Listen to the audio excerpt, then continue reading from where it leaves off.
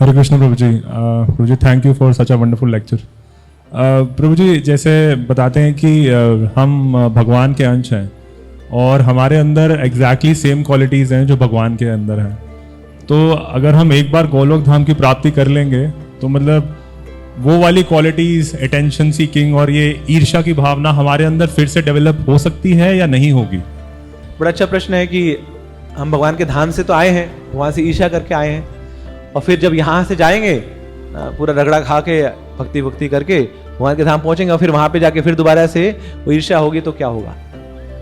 भगवान ने जो प्रोग्राम डिजाइन किया है मटेरियल वर्ल्ड का, ये डिजाइन इसी तरीके से है कि जितने भी वायरस है वो निकाल देगा, इसको डीबग करेगा। तो ये जो ईर्ष्या का वायरस भी है ना, ये भी भगवान उसको डीबग करते हैं इस भौतिक संसार के एंटीवायरस के माध्यम से। कोई व्यक्ति जेल में जाता है और जेल में अगर उसको उसका अच्छे से उसको पनिशमेंट नहीं मिली तो उसको प्यूरिफिकेशन नहीं होगा, क्या करेगा? वापस आके दोबारा से वही काम करने लग जाएगा। तो जेल केवल पनिशमेंट के लिए नहीं है, जेल किसके लिए है? प्यूरिफिकेशन के लिए। That is the purpose of the jail. अभी जेल में उठा के मारो इसको, मारो, लाठी मारो, डंडा मारो। बोले क्यों? बोले इसने चोरी करी, पिटाई मिलेगी इसको। ऐसा नहीं। तो जेल में उस पिटाई के साथ साथ बहुत सारी और चीजें भी करी जाती हैं ना, उनको सेशंस दिए जाते हैं ताकि वो अपने कॉन्शियसनेस को अपलिफ्ट कर पाएं, एलिवेट कर पाएं, सुधार पाएं, और ताकि वो जो चोरी करने की प्रवृत्ति है, वो जो क्राइम करने की प्रवृत्ति है, वो जड़ से नष्ट हो जाए। That is the main purpose of jail. तो ऐसे ही भगवान ने जो भौतिक संसार का जेल बनाया है, ये केवल मारने पीटने के लिए नहीं है। तो माया जो यहाँ की जेलर है वो कष्ट देती है हमें, मगर साथ साथ भगवान अपने भक्तों को भी भेजते हैं ताकि हमारा हृदय ट्रांसफॉर्म हो पाए और हमारी भगवान के प्रति रति जागृत हो पाए। हम भगवान को जान पाए कि यही मेरे वेल विशर हैं, भोक्तारम विगतपसाम, असली भोक्ता यही हैं, सर्वलोक महेश्वरम, सारे लोगों के ईश्वर वही हैं, सुहृदम सर्वभूता नाम, साथ में ये मेरे वेल विशर भी हैं। He is my only well wisher. संसार के लोग हाँ वो वेल विशर हैं, मगर तब तक हमारी वेल विशिंग करते हैं जब तक उनका पर्पस पूरा हो रहा है। You scratch my back, I scratch your back. मगर एक ऐसा हमारा हितैषी है जो हमेशा हमारे बारे में चिंतन करता रहता है कि हम कहीं पे भी चले जाएं, कैसे भी हो, कितने भी पापी धापी क्यों ना हो, नाली के कीड़े क्यों ना बन जाए हम, तब भी वो व्यक्ति हमारा संग नहीं छोड़ता है, वो है हमारे भगवान। तो ये रिलेशन होती है हमें। तो ज्ञान भी मिल रहा है शास्त्रों के माध्यम से, साथ में रिलेशन भी होती है, विज्ञान भी मिलता है। और इस प्रकार जब हमारा शुद्धिकरण होता है और हमारे भगवान के प्रति प्रेम जागृत होता है, फिर वो ईर्ष्या जड़ से नष्ट होती है। और फिर जब हम भगवान के धाम पहुंचेंगे तो फिर हम भगवान को ग्लोरीफाई कर पाएंगे। हम भी उन गोपियों की तरह भगवान को अप्रिशिएट कर पाएंगे, श्रीमती राधा रानी को अप्रिशिएट कर पाएंगे। तो मटेरियल वर्ल्ड में कंपटीशन होता है, मगर मटेरियल वर्ल्ड में कंपटीशन होता है दूसरों को नीचे गिराने के लिए। स्पिरिचुअल वर्ल्ड में भी कंपटीशन होता है, मगर स्पिरिचुअल वर्ल्ड में कंपटीशन होता है दूसरों को इंस्पायर करने के लिए। जैसे यहां पे मान लीजिए आपने एक कंपटीशन में पार्टिसिपेट किया और समहाउ आप सेकंड आए, पीछे से नीचे से, तो वहां पे सेरेमनी हो रही है, अवार्ड्स दिए जा रहे हैं। तो जो ऊपर से फर्स्ट आएगा, सेकंड आएगा, जब उसके लिए तालियां बज रही होंगी तो अंदर भी तालियां बज रही होंगी ना, बोले इसको ठोकूंगा, बाहर आ जाए एक बार, इसको देखूंगा मैं। तो अंदर भी गड़गड़ाहट हो रही है, मगर that is not for appreciation, that is for jealousy, that is for envy. Now in spiritual world just like हमारे यहाँ पे कंपटीशन होता है बुक डिस्ट्रीब्यूशन का, दिसंबर मैराथन, तो उसमें सब लोग पार्टिसिपेट करते हैं। उसमें कुछ विनर्स होते हैं, फर्स्ट सेकंड थर्ड। जब उनके नाम पुकारे जाते हैं तो सब भक्त लोग ना, चाहे जिसने एक किताब करी, जिसने 2 किताब करी, कोई नई किताब करी है ना, वो सब लोग ताली बजाते हैं। And they feel very proud that we are connected with a movement where there are people who distribute so many books. तो हम उनको ग्लोरीफाई करते हैं, अप्रिशिएट करते हैं।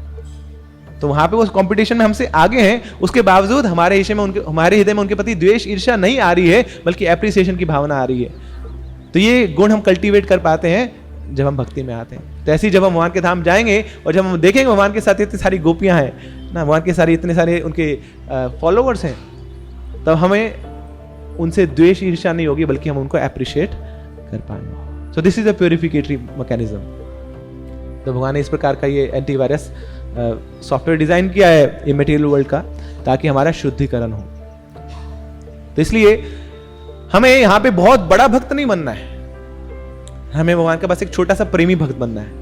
ये नहीं कि बहुत बड़ा कुछ ऐसा मैं भक्त बन जाऊंगा कि मेरा नाम होगा, मुझे ख्याति मिलेगी, मेरे इतने सारे फॉलोअर्स होंगे। भगवान के धाम जाने का तो एक रास्ता है ना। वो रास्ता क्या है कि वो जो दरवाजा है उसके नीचे एक छोटा सा होल है, और होल का साइज है 1/10,000 of the tip of the hair, बाल के अगर भाग का 10,000वां हिस्सा।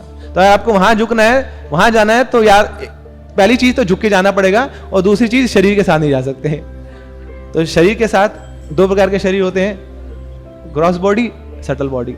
तो पृथ्वी जल अग्नि वायु आकाश, ये वाली जो बॉडी है ये भी त्यागनी पड़ेगी, साथ में जो मन बुद्धि अहंकार की जो बॉडी है, जो सूक्ष्म शरीर है, वो भी त्यागना पड़ेगा। दैट मीन्स अपना अहंकार यहाँ पे छोड़ के जाना पड़ेगा, तभी आध्यात्मिक लोक में एंट्री होगी। तो ये अहंकार कि मैं कुछ हूं, मैं भगवान हूं, मैं बहुत बड़ा हूं ना, मैं तोप हूं ना, तो ये छोड़ना पड़ेगा। हाँ, अगर बड़ा बनना चाहते हैं तो कैसे बनिए? एटम बॉम्ब की तरह बनिए आप। एटम बॉम्ब होता है ना सबसे बड़ा फौलाद, तो एटम बॉम्ब बनिए। मगर एटम बॉम्ब बनने के लिए आपको क्या बनना पड़ेगा? सबसे पहले एटम बनना पड़ेगा। एटम ही एटम बॉम्ब बनाता है ना। तो once you become an atom, you can become an atom bomb. तो ये प्रोसेस है हमारा कि हम पहले सबसे अपने आप को समझना चाह रहे हैं कि मैं कौन हूं। मैं कौन हूं? जीवेर स्वरूप है कृष्णेर नित्य दास। मैं भगवान का एक छोटा सा दास हूं, ये मेरी आइडेंटिटी है। बस इसको मैं जान लूंगा तो उसके अंदर भगवान जितनी मर्जी एनर्जी इंफ्यूज करें ना, उतनी शक्ति हमारे अंदर आती रहेगी। But ultimately I am the servant of the Lord. इसलिए इस्कॉन में जितने भी भक्त हैं, जब उनकी दीक्षा हो जाती है, उनके नाम के आगे क्या लगा दिया जाता है? दास या दासी। That is our real identity. आगे क्या है? कौन से कृष्ण है आप, कौन से राधिका हैं, वो ज्यादा मैटर नहीं करता है। मगर आप उन कृष्ण, आप उन राधिका की दासी हैं, आप उनके दास हैं, दैट इज मोर इंपॉर्टेंट। एक भक्त गया था, उसकी दीक्षा हुई, वो बोले प्रभुपाद आपने मेरे को नाम बताया, मैं भूल गया। बोले कोई नहीं, एंड वाला नाम याद है ना, सरनेम दास, वो याद रख लो, that is sufficient. And that you remember the whole life, your life will be perfect. तो याद रखें हम। तो अल्टीमेटली ये जो भक्ति का प्रोसेस स्वीकार कर रहे हैं, दैट इज अ प्यूरिफिकेटरी मैकेनिज्म। हृदय निर्मल होगा तो उसके उस निर्मल हृदय में भगवान का प्रेम स्थापित होगा, और उस प्रेम से हम भगवान की सेवा कर पाएंगे। And Krishna will accept that service because that is from a selfless mood. भौतिक जगत में भी ऐसा होता है, कोई व्यक्ति आपकी सेवा कर रहा है, मगर अगर आप जानते हैं कि उसके हृदय में चोर बैठा है, तो आप उससे वो सेवा स्वीकार नहीं करेंगे। जो ऊपर उससे सुपरफिशियली आपकी सेवा कर रहा है, बोले अब आ गया हमारे घर में तो बैठ जाइए, बोले आई बैठ ही गए तो थोड़ा पानी भी पी लीजिए। बोले ये क्या बात हुई यार? अच्छा बोले आगे हम तो भी जा रहे थे ना, तो आप जाएंगे क्या उनके घर? आपने बेल नॉक बजाई और सामने दरवाजा खोला, बोले आप आगे बताना चाहिए था ना, हम तो जा रहे थे वहां पे। बोले ठीक है, हम भी जा रहे हैं, हमें नहीं जाना आपके घर। क्यों? There is no reception at the other end, there is no hospitality, so why will I accept the service from you? तो यही हुआ था, दुर्योधन ने भी बुलाया था भगवान को, और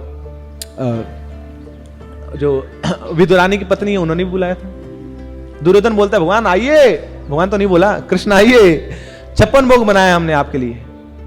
उधर विदुरानी के घर में क्या खाया था भगवान ने? ना केले का जो छिलका है वो खिलाया, साग खिलाया। तो Krishna accepted that meagre offering from that Brahmin पत्नी Vidurani, but Krishna rejected the offering of Duryodhan. 56 भोग रिजेक्ट किया। क्यों? भगवान बोलते मेरा रिश्ता क्या तुम्हारे साथ? ना हृदय में तुम देश रखते हो, ऊपर से मुझे खाने में बुला रहे, sorry I don't want to accept you. So Krishna denied that, he accepted the small offering because वो भावग्रही है, भावग्रही जनार्दन, भाव स्वीकार करते हैं। तैसे हमारे हृदय में क्या चल रहा है, कृष्णा एक्सेप्ट्स दैट। तो अल्टीमेटली जब भक्ति के माध्यम से प्यूरिफिकेशन होगा, हृदय निर्मल होगा, कृष्णा विल एक्सेप्ट इट। जैसे भगवान माखन खाते हैं ना, माखन चोर है वो, माखन ही क्यों चुराते हैं? संसार में और कुछ मिला नहीं उनको चुराने के लिए। Why Krishna accepts only butter? So butter has two qualities. Butter is white and butter is soft. इसलिए भगवान मक्खन चुराते हैं। तो ऐसे ही जब भक्तों का हृदय साफ हो जाता है, शुद्ध हो जाता है, और जब वो सॉफ्ट हो जाता है, निर्मल हो जाता है, कोमल हो जाता है, तो भगवान उस भक्त के हृदय में आके उस मक्खन को चुराते हैं, उसकी भक्ति के मक्खन को चुराते हैं। तो ऐसे ही अब हम भक्ति के प्रोसेस में हैं, तो यही दो कार्य करना चाहते हैं कि भगवान मेरा हृदय शुद्ध हो जाए और मेरा हृदय कोमल हो जाए, so that one day you come Krishna and steal the butter of my loving devotion. So that is our offering to Krishna. Hare